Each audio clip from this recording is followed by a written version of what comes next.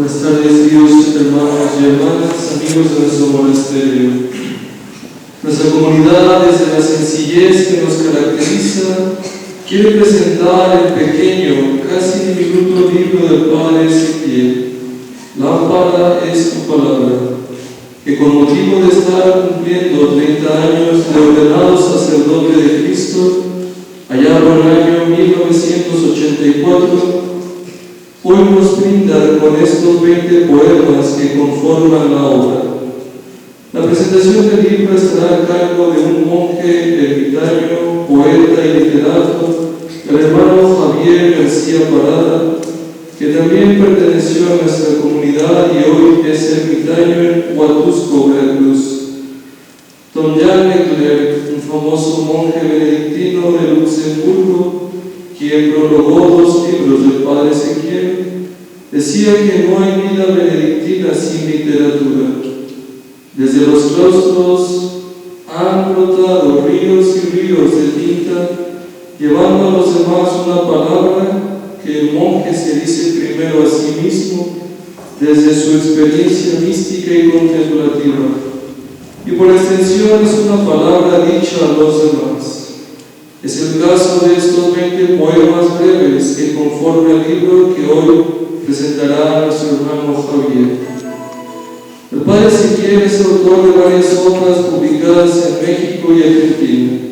Los títulos publicados por el Padre son Despoemando, Equipaje de sueños, de varios autores, Cuando el silencio es un pájaro, premio de la colección Nuestros autores de la Dirección de Cultura de la Municipalidad de Tucumán en Argentina, Las obras del silencio, Los exilios del silencio, Casi cuentos monásticos, Orantología, Una mente plural, donde todo es agosto, Desde la palabra en contemplación, Regresares, que lo digan ellos, Desde el claustro y Lámpara es tu palabra, el libro que se nos presenta hoy.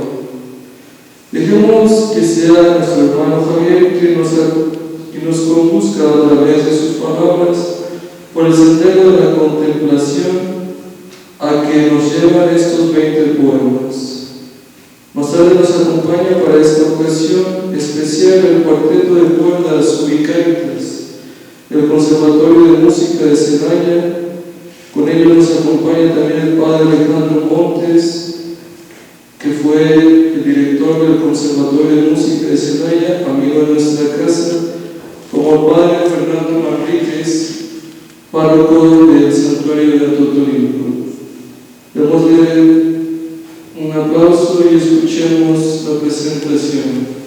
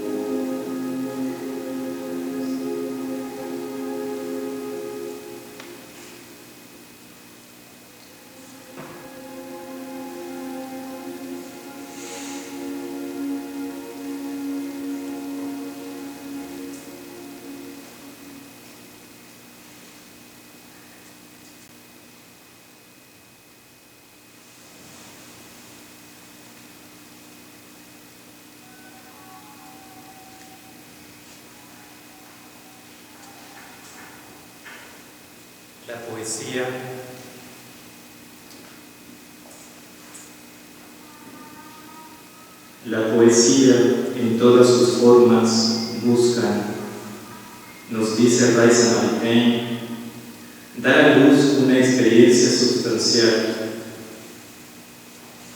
El recogimiento que procura una tal experiencia obra como un baño refrigerador que rejuvenece y purifica el espíritu. No podemos apreciar suficientemente la profundidad del descanso que gozan entonces todas nuestras facultades.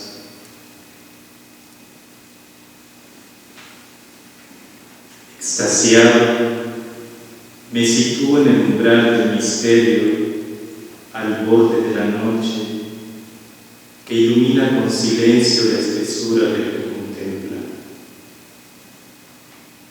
Es una concentración de todas las energías del alma, pero concentración pacífica, tranquila, que no implica ninguna tensión.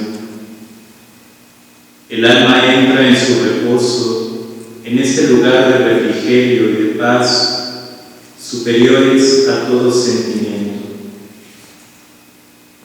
Muere, pero es para revivir en la exaltación y el entusiasmo, en este estado que sin razón se ha llamado inspiración. Porque la inspiración era este mismo descanso al cual ha llegado inadvertida. Ahora, el espíritu, revigorizado y vivificado, entra en una feliz actividad, tan fácil que todo parece serle dado al instante y como desde fuera. Pero en realidad todo estaba ahí, en la sombra, oculto en el espíritu y en la sangre.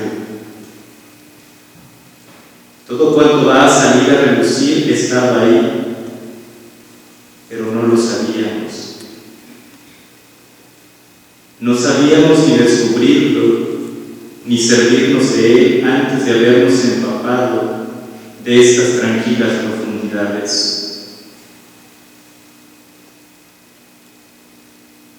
Todo es sustancialmente místico. Extiendo las manos, desvisto al misterio y me dejo habitar. Soy aquel que da a luz desde mi viril autoconciencia en un parto interior, en presencia de Dios, al instante celeste de la contemplación. Puede suceder que exista una situación de dependencia vital en la que se conciba que estamos trascendidos por algo. Y es que toda experiencia religiosa se ve marcada por el sello de las situaciones vitales. De ahí que esta poesía, nacida de una experiencia vital, vida, por lo tanto, quiere expresarse por signos portadores de vida, que conducirán al que los recibe a la inefabilidad de la experiencia original. Como en este contacto han sido tocadas todas las fuentes de nuestras facultades, también su eco debe ser total. De este modo, el lenguaje poético sería, por tanto, la interpretación de esas experiencias y situaciones vitales. Wittgenstein decía que hablar de lenguaje es hablar de forma de vida. Dios da al hombre la capacidad, el don y la gracia de comunicarse. Así la palabra se encarna en la humanidad. Así habla la creación entera. Así el hombre habla al hombre. Así el hombre puede responder a Dios. Allende la libertad del soplo, el hombre significa su vida para darse a entender, para agradecer. agradecer, para dar cuenta de sus actos y compartir sus sentimientos, su realidad, su ser en la vida. Poesía es ontología, decía Jacques Maritain. Sí, y aún según la vigorosa expresión de Boccaccio, poesía es teología. Pero en este sentido ella nace en el alma desde las fuentes misteriosas del ser y las revela de algún modo por su propio movimiento creador. Esa experiencia del hombre operador de la creación junto a Dios es una de las formas más ricas dentro del campo del lenguaje, porque en ella podemos observar la gradual transformación humana. Este lenguaje, el religioso, sin metafísica y sin símbolos, incluyendo también los signos míticos, se acercaría mucho a un absurdo de la lógica lingüística. El discurso religioso es consciente de su carácter simbólico. Las imágenes forman su base lógica. Sin embargo, en el uso del lenguaje religioso, el mito está siempre de camino hacia el logos. La explicación de los símbolos y la tendencia hacia el más allá del mundo mítico de las imágenes parece constituir el movimiento fundamental del proceso lingüístico. Los signos religiosos no describen a Dios, ya que es imposible llegar a Él. Más bien evocan entre sus usuarios tales experiencias que implican relación con las experiencias originarias generadoras de estos símbolos. Podemos notar también que el conocimiento poético, como el conocimiento de contemplación, emplea semejanzas y símbolos para seducir a la razón, como dice Santo Tomás, precisamente porque estas dos especies de conocimiento se dirigen por muy distintas razones sobre lo no conceptualizable. Wittgenstein, en sus investigaciones filosóficas, dice que cuando se significa algo, se significa uno mismo. Al prolongar cada día la palabra de Dios, oficio principal en nuestra vida monástica, no es sino un intento por explicar este presupuesto, ya que la palabra humana es en sí misma comunicación y tiene un cierto poder de configurar al que la escucha. Sabemos que viene desde fuera, pero se interioriza y la palabra de Dios lleva una fuerza que transforma. Por eso llamamos fe al proceso de escuchar, acoger e interiorizar, incorporándolo al verbo de Dios. Leyendo la Escritura se escucha la palabra. Así lo afirmaba Orígenes, para que la Escritura se vuelve palabra.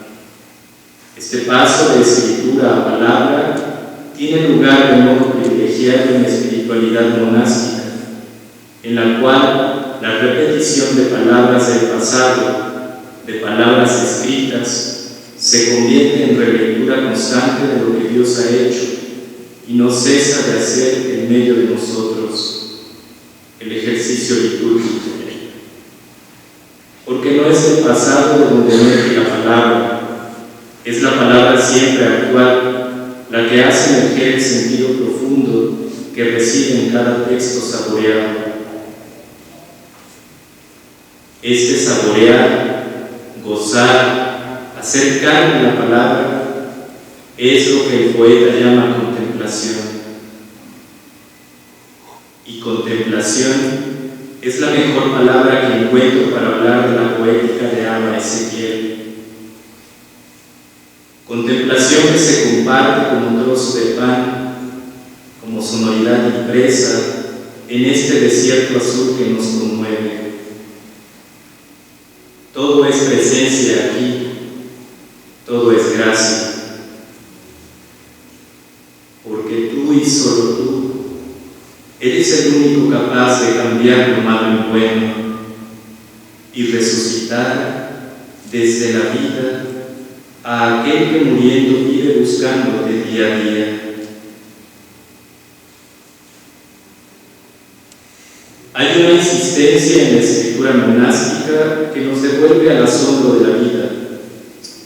Insistencia y asombro. Dos características de quien ha encontrado en Cristo toda la razón de su existencia, su para qué, su unicidad, su ser de monje. Qué noche oscura había que después de sentir tu mano sobre mi hombro caído, no se transformara gozosa en diáfana luz y borrara cándidamente las faltas que me abruman. El reconocimiento de la nada es el gesto quizá más profético, más poético y más humano.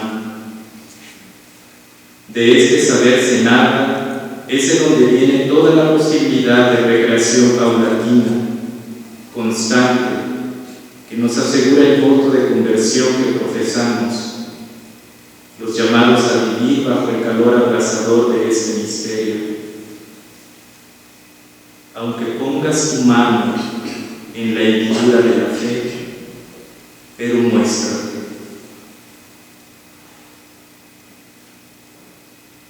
Es verdad que Abba Ezequiel muestra en sus textos una extrema pureza lírica, como apunta María de Alonso.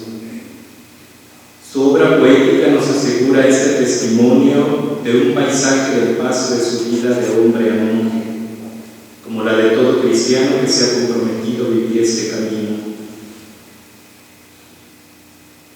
Es la manifestación no de la búsqueda de Dios, sino la instauración de la certeza de que se habita en Dios. Pues como dice otro gran poeta argentino, Antonio Corcha, estar en compañía no es estar con alguien, es estar en alguien. Aunque la poética asume riesgos diversos acorde a las temáticas propuestas, es siempre el silencio figura central en toda su obra. Más que anotaciones al margen de una vida intensa, como se apunta en el número 90 de Cuadernos Monásticos, es una profunda convivencia con la palabra, un mirar profundo a sí mismo y un encuentro genuino con el otro, epifanía de un amor que ya no cabe en él y se extiende hacia otros horizontes ya no desconocidos. Hilvanado a tu palabra, me hago eco y me suelto para hundirme en ti. Tal y como sabían los padres del desierto, el monje sabe que la lectura de la palabra de Dios no es simplemente un piadoso ejercicio de lección que prepara gradualmente el espíritu y el corazón a la meditación y después a la oración, antes en la esperanza de poder alcanzar también la contemplación. El monje que verdaderamente es consciente de su vocación sabe que el contacto con la palabra es quemarse con el fuego que arde, que perturba y que llama violentamente a la conversión. El contacto con la Escritura no es un método de oración, es un encuentro místico. Y a menudo este encuentro da miedo, si se cae en la cuenta de las exigencias que este acto comporta. Hilvanado a tu palabra, me hago uno con ella, me dejo estar, me dejo tocar, siento el aliento de tu ser, tu respiración, Señor, y me crucifico contigo.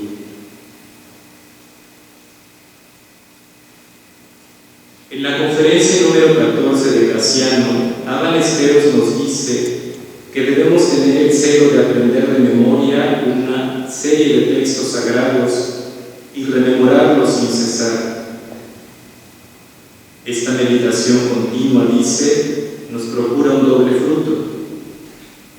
Primero, nos preserva de malos pensamientos.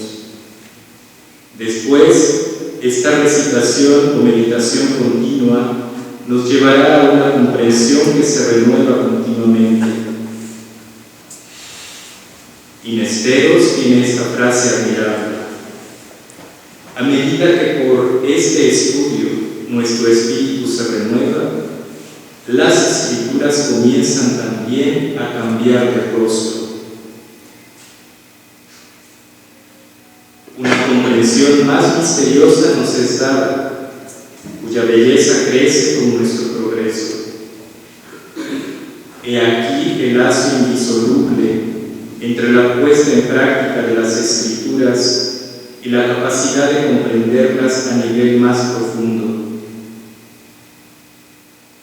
Se podría comparar esta visión a la aproximación moderna de Paul Ricoeur, por ejemplo, que dice que un texto, una vez salido de la mano de su autor, adquiere una existencia autónoma y asume una nueva significación cada vez que es leído, siendo cada lectura una interpretación, que es la revelación de una de las posibilidades casi infinitas contenidas en el texto. A veces resulta que somos esencia de instantes, apariencia efímera de un grito caliente y universal, sangre que corre dolida por los andenes de la memoria.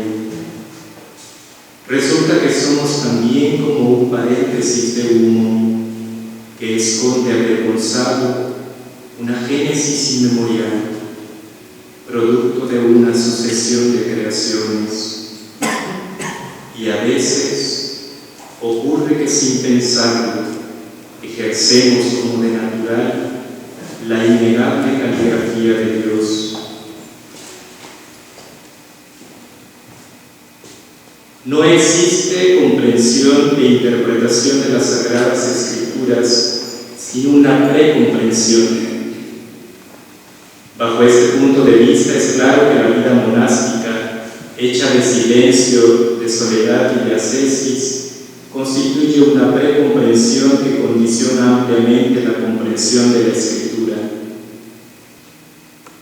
El silencio y la pureza de corazón desde antiguo han sido vistos como condiciones para entender e interpretar las Escrituras en su pleno sentido. No se comprende sino lo que se ha vivido ya, al menos en una cierta medida. Se impone un vestirse de tierra para aprender a estar ante lo sagrado. Hay que abrir sin reservas los códigos interiores que regeneran la palabra, evitar aquellas razones que sin querer pretenden justificar todo lo que suena epifánico. Hay que encender el silencio para escuchar la misteriosa voz que se abre paso entre las llamas y nos nombra. Somos herederos de una visión, de una excesiva presencia invisible, de una emergente divinidad que nos hace más hombres y más propensos a iniciar una lejanía de Dios si no estamos en permanente vigilia. La vida contemplativa, la vida monástica, es celebración cotidiana de la memoria de cuantas maravillas ha hecho Dios por nosotros, y es también vigilia del cumplimiento final de la esperanza. El monaquismo es conciencia de la humanidad, vademecum de la alegría y plenitud que otorga Dios a toda existencia. Es semilla de edificación del pueblo cristiano, dice la Iglesia. No es renuncia, sino perfecto comienzo de un camino hacia la auténtica, hacia la verdadera posesión del mundo entero, para que el testimonio de una vida silenciosa protagonice el advenimiento del reino. El trabajo final que presenté para la evaluación de la materia de poética en la universidad fue sobre el quehacer literario de un monje argentino afincado en México hacía ya tiempo. Y en la última discusión grupal, alguien me preguntó si existía una poesía monástica, una poesía benedictina. Yo apenas conocía el trabajo de Abba Ezequiel, gracias a un par de típicos tipeados en color ocre que un sacerdote me había regalado y por el que llegó a mí el primer coqueteo de la vida monástica. Entonces yo me hacía las mismas preguntas que don Bernardo Rivera se hacía ante los textos de Christophe, monje trapense y mártir de Tibillín. ¿Existe una temática y un estilo poético propiamente monástico, benedictino? La poesía de Ezequiel permite hablar de la existencia de un tal estilo y de una temática característica. La lectura de sus poemas nos permite decir que se trata de una poesía simple y despojada, como lo es toda literatura monástica. Pero es una poesía integral y auténtica, porque como toda escritura monacal conserva siempre la misma libertad y la misma falta de complejidad. Lo mismo que biográfica y existencial, su poesía es también afectiva, pasional, como lo fue en su momento la poesía de Teresa o Juan de la Cruz. Su poesía se encuentra religiosamente ataviada por símbolos claramente seleccionados, como el desierto y lo que es la espiritualidad arrastra. Es eminentemente litúrgica por ser bíblica, como lo apunta con creces el título, tomado del Salmo por antonomasia, amado por el monacato benedictino y escogido minuciosamente a sazón de ser el trozo que cantamos durante los días jueves para el oficio de tercia, y por esto de carácter intrínsecamente sacerdotal. Su poesía es luminosa, ardiente, crucificada y redimida, una poesía que bebe, que se nutre y que brota a partir de una fuente, la palabra revelada, que ha sido gustada porque ha sido celebrada y asimilada, una palabra hecha carne y sangre eucarística que se vuelve eminentemente transformadora. Me hago Eucaristía, carne, sangre, agua, sed.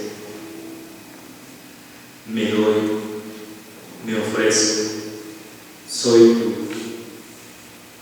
Te recibo, te reparto, te doy, y contigo, dándome, me consagro. Abandonar las palabras con toda su carga de mentiras y de aproximaciones, de connotaciones asociativas parásitas que arrastran consigo. Abandonar las palabras o crear palabras nuevas o transubstanciar antiguas equivale a abandonar el juego ordinario de las ideas y de los conceptos, de la vida racional, social y humana, para entrar en un mundo salvaje en el que nada hay que nos proteja, y finalmente abandonar en cierto modo la especie humana. Ezequiel reconoce en el arte de la escritura el valor dado a las palabras, puesto que comunican lo que desde dentro clama. Y las palabras no son nuestras palabras, sino que a diferencia de las palabras comunes con las que solíamos comunicarnos afuera, ahora dicen más que todo junto. Tu palabra, Señor, es más que lo que leo, más que lo que dice, más que lo que transmite. Está mucho más allá de todo y todo lo transforma. Así se percibe la realidad. Ahora todo dice, pero de una manera distinta. Ahora todas las palabras se repliegan al borde, filo del conocimiento y callan. En la vida monástica nada se repite, todo es siempre nuevo, sobre todo si partimos de la importancia dada a la palabra en la liturgia. Y dado que nuestra vida gira en torno a ella, la experiencia con cada palabra dicha, escuchada, es en todo tiempo un abrazo, una palmada en la espalda, un abrir puertas y ventanas, un despertar incesante. En el encuentro del monje con las palabras, ya no son como las otras con las que estaba tan acostumbrado a tratar, a relacionarse. Ya no puede leer como leía antes, ni leer la cantidad que leía antes, muchísimo menos, casi nada en comparación con lo que leía, pero lee mejor. Ahora no solo lee, sino que todo cuanto lee debe cuestionarle y transformarle poco a poco. Toda lectura le sobrepasa y cada palabra retumba en el centro de sí, de ese yo que ya no es yo. Proceso y progreso que no es apto para cobardes, porque no es un camino fácil. Peregrinaje difícil, pero que se vive con gozo y paz. Aprender a leer de nuevo, aprender a escuchar, aprender a aprender, dejarse llevar por el susurro, ya no por huracán, ya no por la lluvia de fuego, ya no por los desgarradores chasquidos de las multitudinarias voces que creen saberlo todo. No, ahora el silencio enseña a comprenderse, a comprender que todo y todos estamos hechos para Dios y que solo en Él podemos descansar en un día. Aunque solo vea tus espaldas, pero muéstrate. Aunque tenga que esperar la brisa suave como otro Elías, pero muéstrate. Señor, no me defraudes porque muero de amor. Oh Dios, tu rostro busco, Señor, no me escondas tu rostro.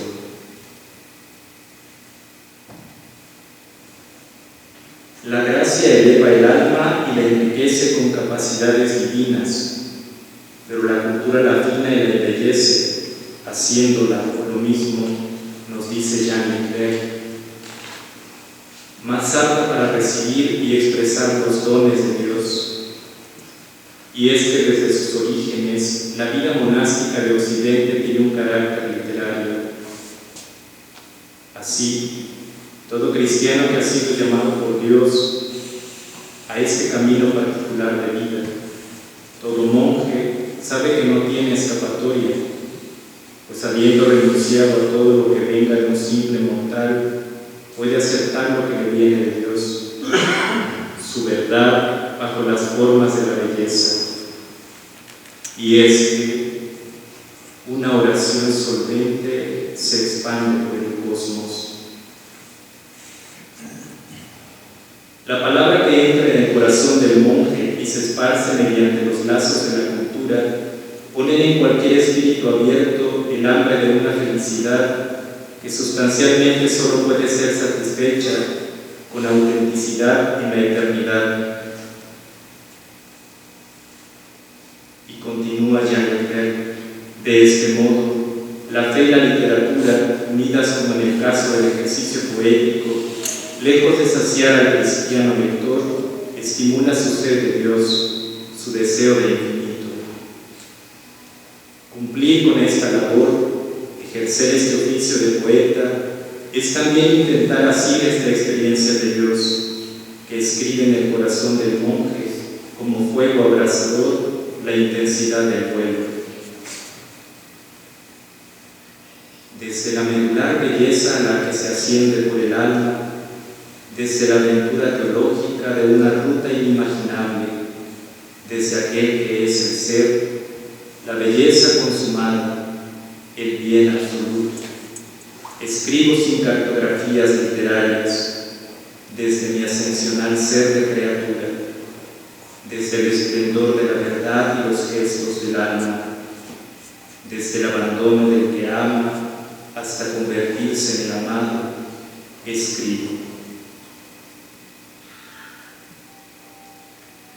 Fue sin duda gracias al diálogo que sostuve con Ernesto Cardenal durante mi estancia en la Universidad de Guadalajara que pude afrontar con ánimo gozoso mi ascendencia al arrebatado mundo de las letras. No solo fue gracias a la lectura de sus poemas, sino de su palabra siempre atenta, amena y llena de un espíritu que cuestiona y conforta a la vez. Cardenal me llevó al redescubrimiento de la vida monástica, a conocer al magnífico Merton y al inigualable Bernardo de Claraval. Dios se valió de Cardenal para llevarme a la trapa, a encontrar mi voz y llegar a los otros a través de la única voz que es esto y allende todo junto. Pero la obra de Cardenal floreció en mí gracias a la poesía de Abba Ezequiel. En él se manifiesta el amor y la sabiduría, la cordura y el arrebato poético. Una poesía que se nutre de silencio, el silencio que no hace sino acentuar su diálogo con el mundo, del que este poeta monje no se aparta, sino al que se une en la soledad del claustro. Desde el origen sin origen, vengo estallando en canto. El monje es poeta nato, su vida es poesía cotidiana, su caminar, constante búsqueda de un lenguaje nuevo que le permita expresar el gratísimo amor que le conforta. Merton y Cardenal sintieron que la misión del poeta era atravesar la pesada telaraña del comprimado paraíso teológico y mentalmente estructurado. Pero para el poeta no existen ni estructuras ni silogismos. Es por ello que su atravesar por esa pesada telaraña no es sino una odisea donde su corazón encuentra el remanso propio de la creación. En medio de un mundo que gira desgarrándose a pedazos, el monje poeta encuentra en el signo un referente allende lo dispuesto por las especulaciones lingüísticas. Esa ha sido la tarea de esos hombres a los que Rick dedicó un poemario titulado Libro de Horas. Gracias a Rick, como gracias a Abba Ezequiel, pude acercarme a ellos, a saberme parte de ellos y a buscarlos incansablemente. Los he encontrado porque también yo me he encontrado. Estoy en el camino al desierto, aprendiendo la lengua que necesito para hablar conmigo y con todo.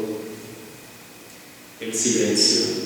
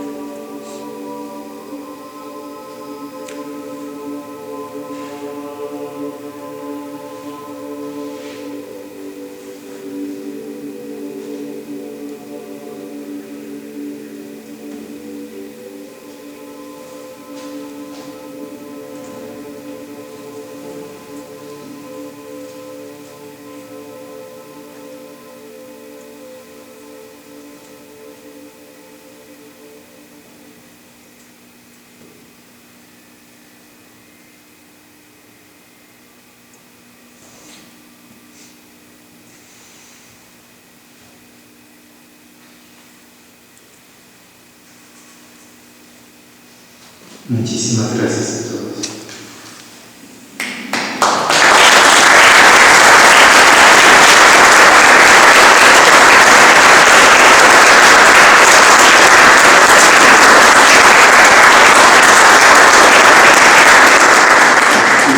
Gracias de todo corazón a Javier por haber intentado bucear en estas sencillas palabras que brotan de mi corazón de monje y de poeta. Creo que he hecho un estudio sumamente exhaustivo, profundo, literario, poético, de un pequeño libro como el que presento esta noche, y que ha traspasado las fronteras de mis propias palabras. Y esto para mí tiene muchísimo valor, y por eso le doy las gracias de todo corazón. Este libro surgió con el único deseo de darle gracias a Dios por haberme acompañado a lo largo de estos 30 años de mi vida sacerdotal. Y sobre todo, pedirle perdón al Señor por las veces que no supe estar a la altura de la vocación a la que fui llamado. Le he fallado, lo digo en mis poemas, son una confesión. Pero también Él sabe que lo he dado todo lo que puedo, todo lo que hay dentro de mí y que no es mío.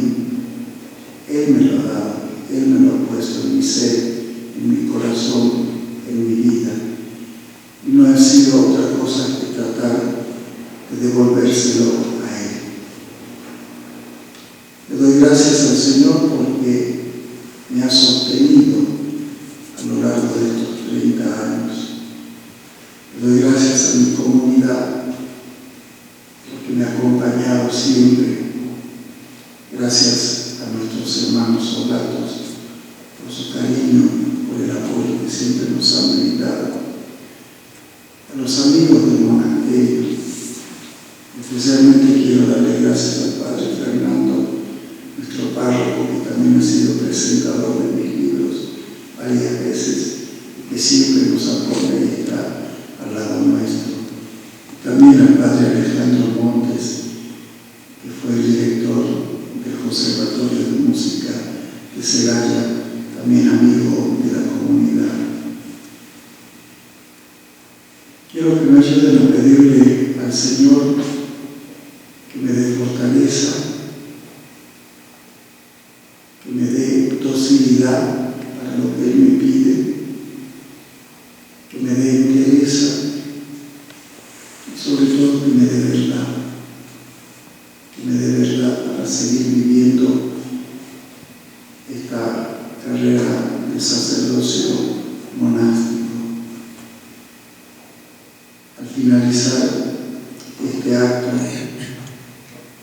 con mi comunidad, vamos a darle gracias de la manera que lo hacemos cada día y a cada momento. 7 veces al día venimos a esta capilla a encontrarnos con el Señor a través de la salmodia. Y quiero que lo hagamos precisamente con un canto de alabanza, con un canto de acción de gracias, con un canto en el que se suma todo el pueblo de Dios, todos nosotros. Gracias por acompañarnos en esta noche y queremos que gocemos también de la parte musical que el Padre Alejandro Montes nos brinda con el cuarteto Ubicaritas, que presentará esta noche momentos musicales para nosotros. Los recibimos con un aplauso.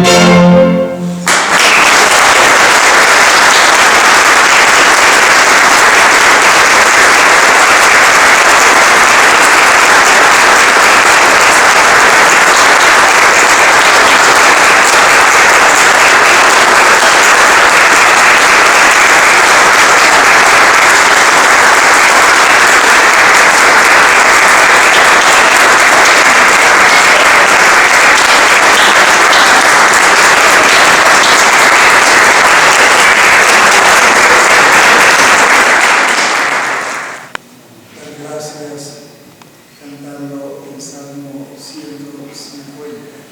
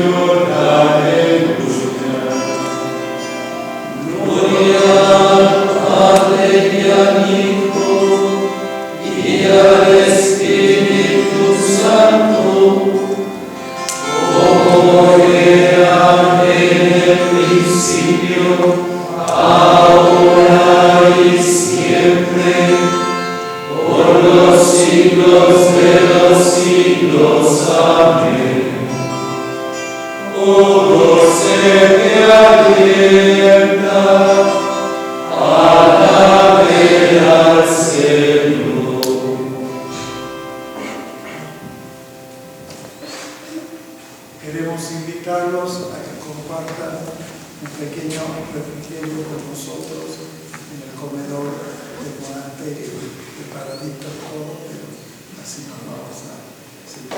Gracias.